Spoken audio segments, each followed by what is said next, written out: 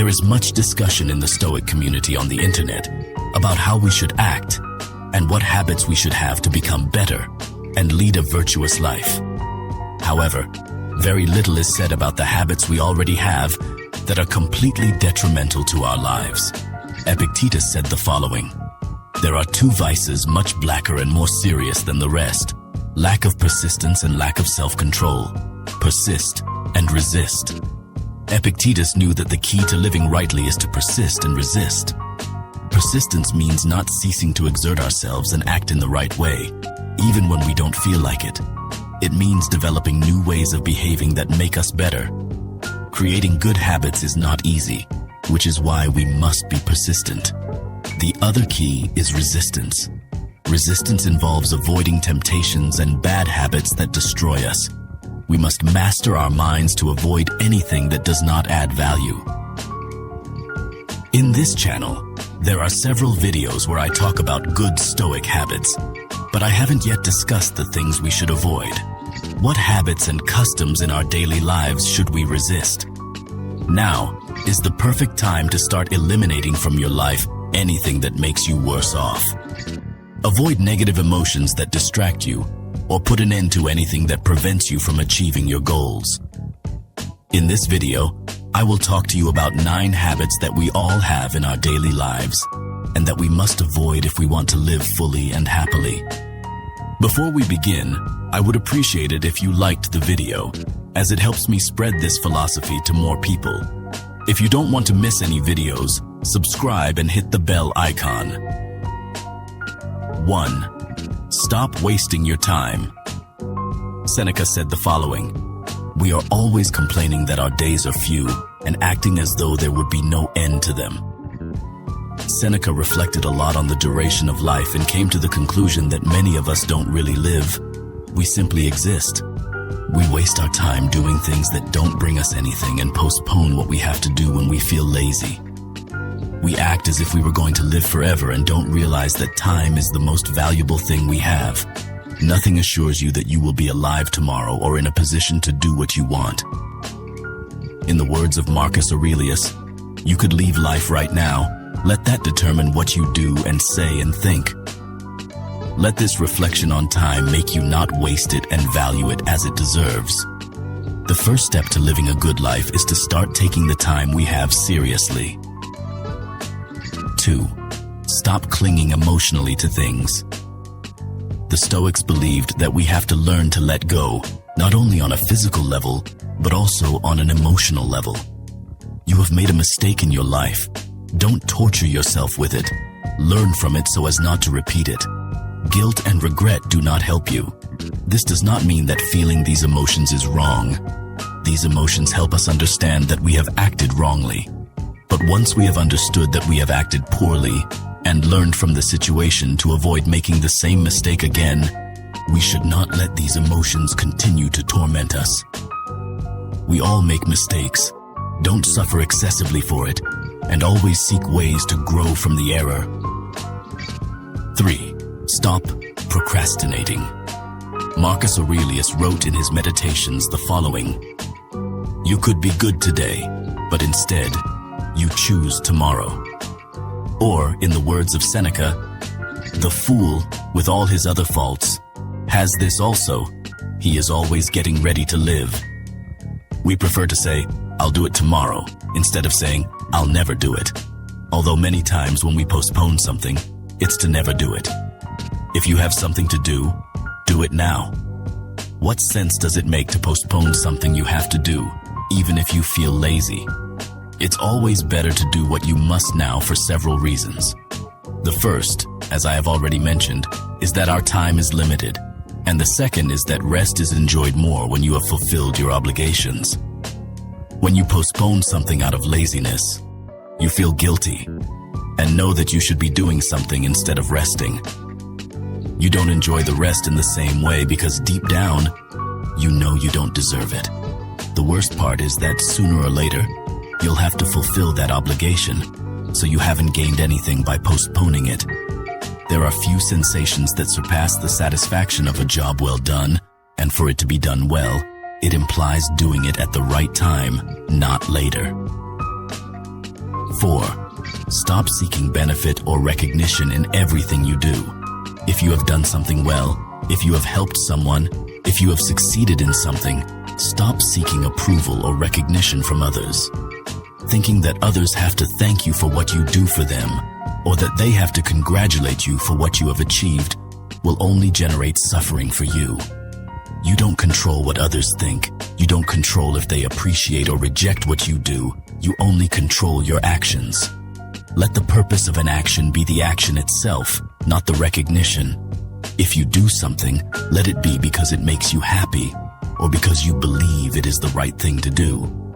Recognition and congratulations from others often come after a job well done, but if no one recognizes your effort and work, it's okay. You didn't do it for that. You did it because it was what needed to be done. Understand that thinking this way will make you feel satisfied with yourself, regardless of what others think. Focus more on giving your best. 5. Stop looking the other way. In Stoicism, one of the most important virtues is justice. Philosophers like Marcus Aurelius and Cicero talked extensively about this virtue in their works.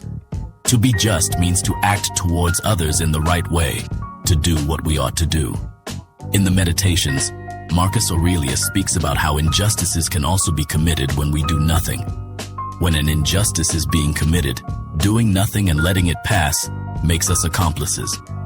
A significant part of being just involves preventing injustices that occur around us, even if they are not caused by us. Stoics are individuals who avoid unnecessary conflicts, as they believe we should live in harmony with others. But there are situations where a Stoic cannot look the other way. The moment when an unnecessary conflict becomes a necessary one.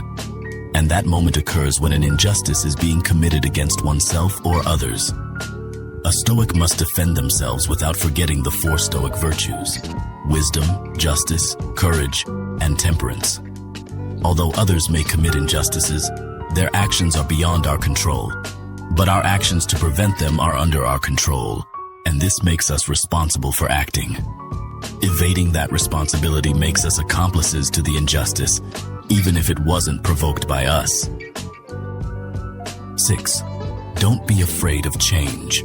Marcus Aurelius wrote the following in his Meditations: Everything's destiny is to change, to be transformed, to perish, so that new things can be born. Everything in life is subject to change, both the good and the bad. Trying to keep everything the same, apart from keeping you focused on something you cannot control, prevents you from discovering the abundance of opportunities that exist and may arise in your life. Do not fear these changes, for they are inevitable and beneficial. Instead of focusing on avoiding change, concentrate on adapting to it, on embracing the good that comes with the new things that appear in your life. Through change, we can become better, we can evolve. This does not mean we should reject the old or what we currently have in pursuit of changes in our lives. If we are content with what we have, it simply means we should not fear it, as we have the ability to adapt to whatever life presents us. 7. Stop being a slave. Seneca wrote the following: Show me a man who is not a slave. One is a slave to lust, another to greed, another to ambition, and all men are slaves to fear. There is no state of slavery more disgraceful than one which is self-imposed. Seneca was right in saying that we are all slaves to something. Often we don't even realize it. We have forgotten that to be truly free, we must have our minds fully under our control and be able to resist the temptations that arise in our lives. The best tool to achieve freedom and mastery over our minds is discipline. It may be harder for some than others, but we must all remind ourselves daily who is in charge, us or our impulses. Or in the words of Epictetus, no man is free who is not master of himself. 8. Stop settling for mediocrity. Strive for excellence every time you do something. In your life, ask yourself, have I given my best? If you look back on your life, you will realize that in many situations you did not give your best. The question is, why are you doing something that doesn't deserve your best? And if it does, why didn't you give it? Ask yourself this with everything you do, and always strive to do it to the best of your ability. We cannot control whether we succeed in what we do. We cannot control whether we win or lose. We cannot control whether we receive recognition for what we do. But it is within our control to exert maximum effort and give our best in what we do. Everything else that is beyond our control should not matter, because settling for mediocrity when you have the capacity to do something extraordinary is not worthy of you. 9. Don't let anxiety dominate you. In his Meditations, Marcus Aurelius wrote the following: "Today I escaped anxiety, or no, I discarded it because it was within me, in my own perceptions, not outside." External events are not the cause of anxiety. You are the sole responsible, as that sensation arises within you due to your thoughts about your future problems. Anxiety doesn't help you or make you better, nor does it serve to solve the problem. It is simply a thought that tortures you, contemplating what may or may not happen in the future. Realize that no matter what happens in the future, no matter how much uncertainty there is in your life, you have probably overcome worse situations before. Understand that you have the tools to combat anything negative that may come in the future. Differentiate between things you cannot control and things that are under your control, and consider the worst that can happen. In many cases, you will realize that the situation is less serious than you thought. Do you have any habits in your life that you want to eliminate? I look forward to your response in the comments. I hope this video helps you to break free from habits that we all have in our daily lives, and that do us no good. Removing these habits and incorporating new ones into your life, as explained in this channel, is the path to living a peaceful, happy, and purposeful life. Until next time,